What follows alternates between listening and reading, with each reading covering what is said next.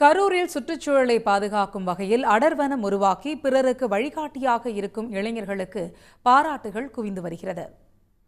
கரூர் மாவட்டம் தான்தோன்றிமலை ஊராட்சி ஒன்றியத்திற்குட்பட்ட பிச்சம்பட்டி பகுதியில் 300 ஏக்கருக்கு மேற்பட்ட அரசுக்கு சொந்தமான நிலங்கள் உள்ளன.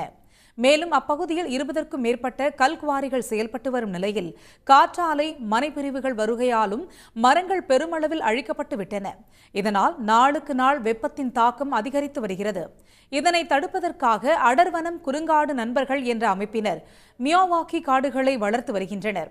ஒரே இடத்தில் பல்வேறு வகையான 500க்கும் மேற்பட்ட மரக்கன்றுகளை நட்டு அவர்கள் பராமரித்து வருகின்றனர். அரசு வேம்பு, புளி, இலவம், பூவரசு, நொச்சி, வாகை, கொடுக்காப்புளி மற்றும் மூலிகை வகை மரக்கன்றுகள் நட்டு பராமரிக்கப்பட்டு வருகின்றன.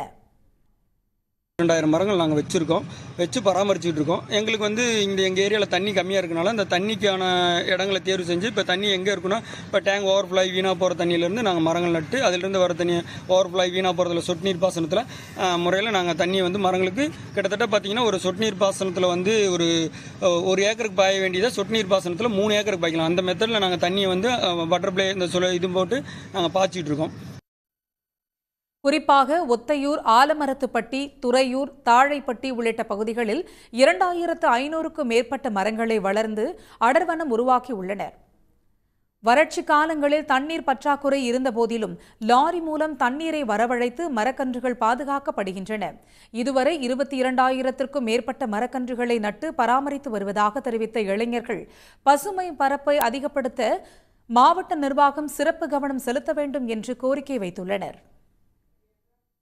உடனுக்குடன் செய்திகளை தெரிந்து கொள்ள சன் நியூஸ் பெல் ஐகானை கிளிக் பண்ணுங்க.